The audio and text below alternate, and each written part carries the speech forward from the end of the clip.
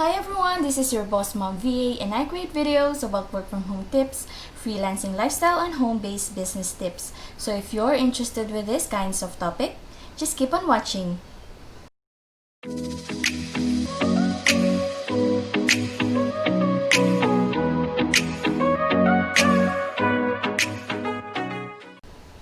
Okay, so for a topic for this video, I'll be giving you 8 facts that you need to know in online freelancing.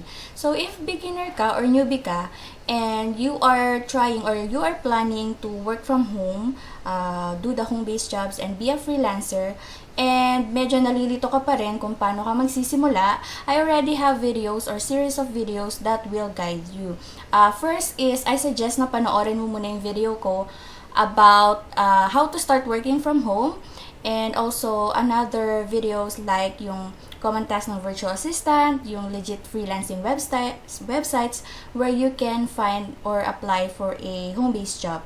And also, I have a lot of series of videos na makatutulong sa'yo para mahanap mo yung niche mo, like yung mga newbie-friendly na mga online jobs if you are really looking for yung beginner or newbie type na home-based job or freelancing work. So, I do suggest panoorin muna yon. Ang link ng mga videos ay nasa description box below. So, for today's video, I'll be giving you the 8 things that you need to know in online freelancing at bakit nga ba dapat mong simulan ng career na ito kahit na nasa bahay ka lang. So, let's go with the video. Okay, so first in our list is work at the comfort of your own home or work anywhere. This is very true. Unlike for a regular job, being an online freelancer gives you the freedom to work at the comfort of your own home or work anywhere.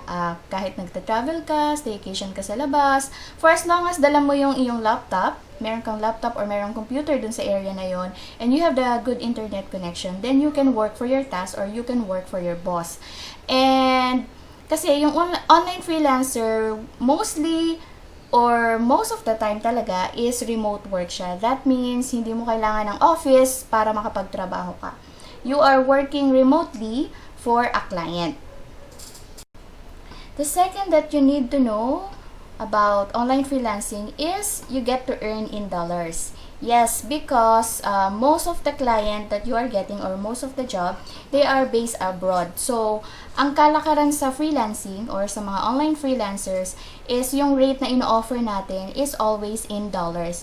And bihira lang siguro or hindi masyado yung mga Pinoy na client. Most of the time, from the US, Canada, UK, Australia, yan yung mga clients na they are looking for freelancers to work for them. And they pay you in dollars. So, paano ka nila babayaran kung nasa Pilipinas ka? Actually, merong ginagamit na mga payment method. Like for me, I always use PayPal. Yung PayPal, nakakatanggap siya ng mga international currencies and we can just convert that to peso. And then, from PayPal ko, tinatransfer ko siya sa GCash, and then from GCash is wini-withdraw ko lang through the ATM card. So, marami pang payment option na pwede mong gamitin. Hindi lang PayPal, meron ding Payoneer, meron ding direct bank transfer, yung TransferWise, and some other option kasi hindi ko pa na-try yung ibang payment option. Meron lang ako PayPal, and PayPal lang talaga lahat ng clients ko na nagbabayad sa akin. For the payment method, you can negotiate or you can talk to your client kung ano yung best na payment option para sa'yo. But because you are earning in dollars, that means pag convert mo kasi siya sa peso, we all know na medyo mataas yung rate. So, yun yung kagandahan ng freelancing, that you get to earn in dollars.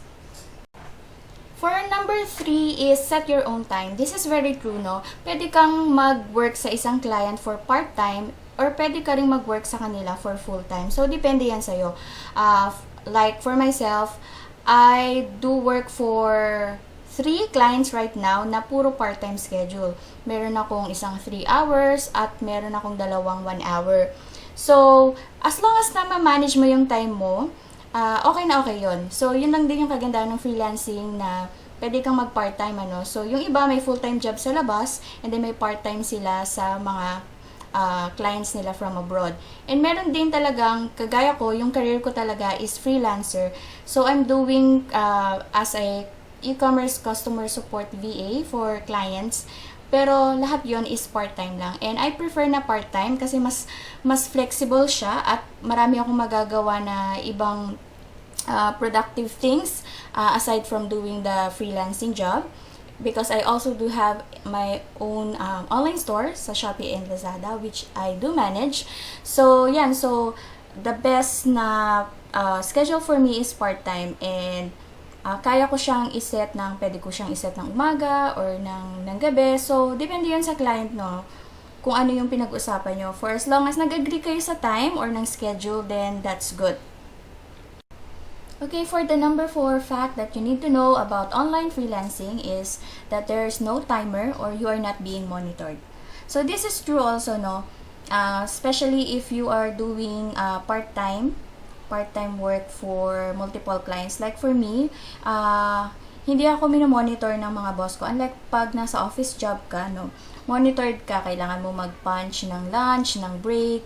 Pero most of the time sa freelancing but not all case sa type ng work ko is e-commerce VA. So, I have my own time and I am not being monitored. So, wala akong timer. That means hindi ko kailangan mag-patch ng lunch, ng break, if I'm on vacation or not.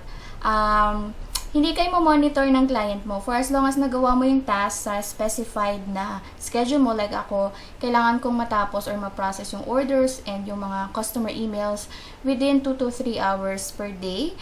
Kahit na late ako or masyado akong maaga, that's totally fine. Hindi naman nila hanapan ka ng time or oras na nag-login ka. For as long as nagawa mo yung task mo sa specified na date or na araw na yon.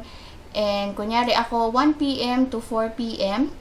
kahit na medyo late or medyo napaaga yung login ko, for as long as naubos ko yung queue, like naubos ko yung pagsagot sa emails, na-process ko naman yung orders, and nasagot ko yung emails within the required time frame, then that's totally fine. So, yun lang din yung kagandahan talaga. You are not being monitored and wala kang timer and wala kang aalalahanin. Unlike before na nasa BPO ako, no? BPO ako nag-work before. So, naka-timer lahat. So, kung malate lang kami ng 5 minutes, and that's, bawas na siya sa sahod mo. So, sa freelancing, hindi ganon. Hindi ka mamonitor. For the case of the other, kung full-time, alam ko meron kasing mga agencies na ngayon and they require you timer. Pero sa case ko na part-time worker or part-time e-commerce VA, wala kaming ganon. So, that means medyo flexible ka and malaya kang nakakapag-work nang wala kang iniisip na time. Number 5 on our list is less time rate pay. Totoo yan kasi ako, nagwo-work ako for part-time. That means 2 to 3 hours per day or 2 to 4 hours per day. But I get to have a salary that is almost the same and minsan sobra pa doon sa aking sahod before sa BPO na nagpo-full-time ako na 8 to 9 hours per day. So, kasi nga in dollars yung bayad sa'yo, so that means pwede mong ma-achieve yung salary na pang full-time kahit na you are working less. So, that is the major factor for me why I choose to become an online freelancer. Number 6 fact that you need to know about online freelancing is that freelancing is about skills, not experience. So, ang mga connotation kasi ng mga tao ngayon na pag freelancer ka, kailangan may experience ka muna sa online job bago ka talaga makakuha ng client, which is not true. Kasi ako, wala naman akong experience sa pagiging e-commerce VA. Natutunan ko na lang din yon sa first client ko. So, hindi mo kailangan ng experience na dapat nag-VA ka na rin before para talaga makakuha ka ng client. Kasi yung mga clients, especially yung mga small-time business owner, yung mga e-commerce business owner, they are looking for someone na knowledgeable na kahit papano, na marunong mag-navigate ng tools, marunong gamitin yung internet, marunong gamitin yung Google Suite, can understand and write in English. So, yung mga basic skills, na pag yun yung binida mo sa iyong client, for as long as alam mo lahat yun, hindi mo kailangan maging expert sa e-commerce tools like Shopify, Amazon, ano pa ba, yung iba't ibang klase ng mga tools, Trello, yung mga yon. Kasi ituturo naman sa iyo yan ng client po. Ituturo niya sa iyo kung paano mo i-navigate. Ang kailangan niya is someone na makakatulong sa kanya para mapagaan yung trabaho niya. Like, for example, sa case ko, customer support, kailangan niya ng someone na marunong sa customer support or patient, laging may empathy sa customer and also knows how to handle customer complaints, issues. So yon. So they're looking for the skills and not really the experience. For number 7 is freelance work is not one-time project. Kasi yung connotation ng iba kapag freelancer ka, most of the time project or one-time project lang or project-based, which is true naman no, for some. So merong mga freelancing work na pang project-based lang, like gagawa ka ng website designing, graphic design, which is pang mga one-time. They could run lang their work for about 3 months or 6 months. Pero meron ding mga freelance work, kagaya ko na e-commerce VA, na tumatagal, pang long term siya. So, kasi araw-araw meron kang gagawin, araw-araw merong customers, and may issues and may orders na ipaprocess. So, most likely, it's possible na pang long term yung gantong klase ng freelance work. Meron pang iba like virtual assistant sa e-commerce, sa customer support, social media manager. So, yan yung mga ESL, yung mga online English tutor. So, yan yung isa sa mga, or yun yung mga work na pwede nyong subukan and for a long term. So, kung isa kang newbie and gusto mong magkaroon ng idea kung ano talaga yung a-applyan mo, I already have a video about yung newbie-friendly na online job na pwede mong subukan. Yung link ng video is nasa description box below. For 8th fact that you need to know about online freelancing is that you can work for multiple clients or you can have multiple jobs. Yes, kagaya ng ginagawa ko ngayon, I'm working for multiple clients na puro part-time yung schedule. So, for as long as na ma-manage mo naman yung time mo, pwede kang at nag-agree kayo ng client mo para sa schedule mo. Like, for example, yung isa ko is for Australian clients, pang-hapon siya. And then, yung isang Canada and USA is panggabi. So, napagsasabay ko yung panggabi na parehas lang naman na 1 hour. So, dahil part-time lang yung schedule, kaya ko pang kumuha ng iba't ibang clients for as long as hindi sila talaga yung nagko-conflict ng schedule, then that is fine. So, that means more chances na magkaroon ka ng isa pang job and meron ka ring buffer. Kunyari na wala tong isang client na to, at least meron ka pang buffer na dalawa para makover yung mga expenses mo, no? So, for some naman, meron silang full-time na freelancing or full-time job sa labas din. Part-time sa freelancing and that's okay din. Pero ako kasi full-time career ko na is freelancing, pero lahat ng ang ginagawa kong strategy is multiple clients but part-time schedule. Para may buffer lang talaga ako kapag nawala yung isa is meron pang isa. So, yun lang naman din siya. And for some client, kung nagtataka kayo, pwede ba yun pagsasabayin yung mga work? Di ba sila magagalit pag malalaman nila? Actually, no. Lalo na kung part-time lang yung hinihingi nilang freelancer. So, alam na nila yan. Pag once na freelancer ka, alam nila na pwedeng meron ka na ring work sa iba. Kaya nga minsan tinatanong ka nila, what is the best schedule for you? Kasi alam nila na you are also working for another client. So, kung agency naman na full-time, alam ko yung mga agency tapos full-time, yung iba restricted ka to have another client kasi full-time yung kinuha mo and naka-timer kasi kayo doon.